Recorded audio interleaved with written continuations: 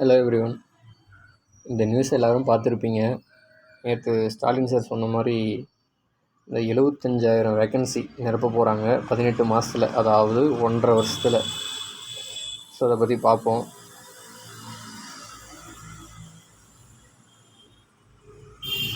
என்ன சொல்லியிருக்காங்கன்னா,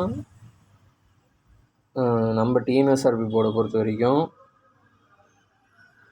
6,688 வேக்கன்சி வந்து நாங்கள் நிரப்ப போகிறோம். அது எப்போன்னா ஜனவரி 2026க்கு முன்னாடி, அதுக்கு முன்னாடி வந்து நிரப்ப போகிறோன்னு வந்து சொல்லியிருக்காங்க.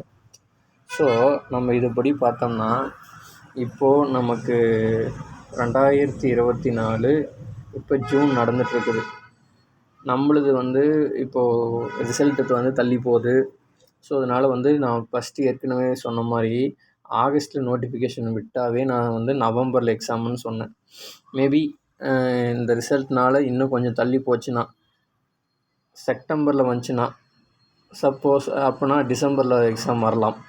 ஸோ முன்ன பின்ன நான் சொல்கிறது ஒரு அசம்ஷன் தான். ஸோ அதனால் வந்து நம்மளுக்கு இந்த எக்ஸாம் நடக்கிறதே வந்து டிசம்பர் 2024. ஸோ ஃபிசிக்கல் ரிசல்ட்டு அதெல்லாம் முடித்து நம்மளுக்கு வர்றதுக்கு 2025 மேபி ஜூன், ஜூலை, ஆகஸ்ட்டு அந்த ரேஞ்சில் வந்து நமக்கே ஆகிடும். ஸோ எல்லா ப்ராசஸும் முடிஞ்சு வர்றதுக்கு மறுபடியும் அடுத்த செட்டு நம்ம உள்ளே போகிறதுக்கு. அப்புறம் வந்து பிசியும் அதே மாதிரி தான். பிசிக்கு எஸ்ஐ இந்த பக்கம் இருக்க பிசியில் ஒன்றும் ரிசல்ட்டே வரல. ஸோ 2024 பிசின்னு எடுத்துக்கிட்டோம்னா இன்னும் உங்களுக்கு வந்து ரிசல்ட்டே வரல. ஸோ எஸ்ஐ ரிசல்ட்டை வந்து கிளாரிஃபை பண்ணிவிட்டு உடனே பிசி ரிசல்ட் விடுவாங்க.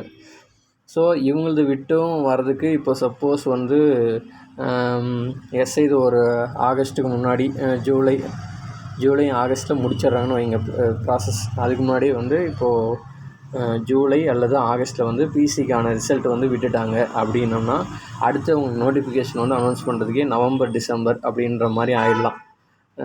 சும்மா அசம்ஷன் தான் சொல்கிறேன். ஸோ அவங்களுக்கும் அதே மாதிரி தான், அவங்களுக்கு ஒரு ப்ராசஸ் முடிஞ்ச அதே மாதிரி 2025 மேபி ஜூலை, ஆகஸ்ட்டு அந்த ரேஞ்சில் ஆகுதுன்னு வச்சுக்கோங்க. ஸோ இப்போ இந்த என்டையர் ப்ராசஸுமே 2025 லாஸ்ட்டுக்கு போயிடுது. லாஸ்ட்னா ஆகஸ்ட்டு, அக்டோபர் அந்த ரேஞ்சுக்கு போயிடுது. இப்போ வந்து ஸ்டாலின் சார் சொன்னது வந்து 2026 ஜனவரிக்கு முன்னாடியே நாங்கள் வந்து 6,000 சொச்சம் வேக்கன்சி வந்து நிரப்ப போகிறோம் அப்படின்னு வந்து சொல்லியிருக்காரு. ஸோ 2025க்கான நோட்டிஃபிகேஷன் வர்றதுக்கு அந்தளவுக்கு வாய்ப்பு இல்லைன்னு தான் நினைக்கிறேன்.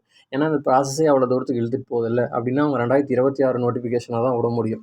2025 எந்த நோட்டிஃபிகேஷனும் வராது. இந்த 2024க்கான ப்ராசஸே தள்ளி போகிறதுனால ஸோ வந்து 2025க்கான வாய்ப்பு இருக்காதுன்னு தோணுது.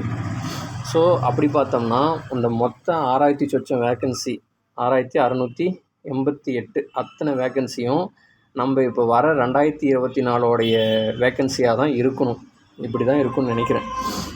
ஸோ அதன்படி பார்த்தோம்னா எஸ்ஐக்கு, பிசிக்கு இப்போது 6,600 சொச்சம் சொல்லியிருக்காப்புல. ஸோ எஸ்ஐக்கு வந்து எவ்வளோ இருக்கும்? இப்போ ஃபிங்கர் பிரிண்ட் எஸ்ஐ வந்து கால்ஃபர் ஆக போகுதுன்னு சொல்லிகிட்டு இருக்காங்க. மேபி அதுக்கு வந்துச்சுன்னா அது கொஞ்சம் தனியாக பிரிஞ்சிடும். ஸோ பொதுவாக சொல்லணும்னா ஒரு 650லேருந்து 850 வந்து எதிர்பார்க்கலாம். பிசிக்கு 5,000லேருந்து 6,000 இந்த ரேஞ்சில் வந்து எதிர்பார்க்கலாம். எப்படி சொல்கிறேன்னா இந்த 6,688 அதை வச்சு பிரித்து பார்த்தோம்னா இந்த ரேஞ்சில் வர்றதுக்கு வாய்ப்பு இருக்குது. ஸோ இதே வருமானா தெரியாது. இந்த 28ஆம் தேதி போலீஸ்க்கான மாநில கோரிக்கை வந்து நடத்த போகிறாங்க. ஸோ அதில் வந்து தெளிவாக தெரியும்னு நினைக்கிறேன். ஸோ பார்ப்போம் அப்போ. ஸோ இப்போதைக்கு இருக்கிற நிலமை இன்னைக்கு கிடைச்ச வரைக்கும் இருக்கிற அப்டேட்டில் இப்படி தான் பாசிபிள் இருக்குது. ஸோ 2025க்கான நோட்டிஃபிகேஷன் வரது டவுட்டு. ஸோ 2024 நல்ல வேக்கன்சி வரப்போகுது. ஸோ அதனால் வந்து படிக்கிறவங்க ஸ்ட்ராங்காக படிச்சுக்கோங்க. இந்த பார்டர் ஏஜில் இருக்கிறவங்களுக்கெல்லாம் வந்து ரொம்ப இக்கட்டான சூழ்நிலையாக மாறி போயிடும். ஸோ அதனால் வந்து இந்த நோட்டிஃபிகேஷன்லேயே வந்து அடிச்சிருங்க. So all the best. Thank you.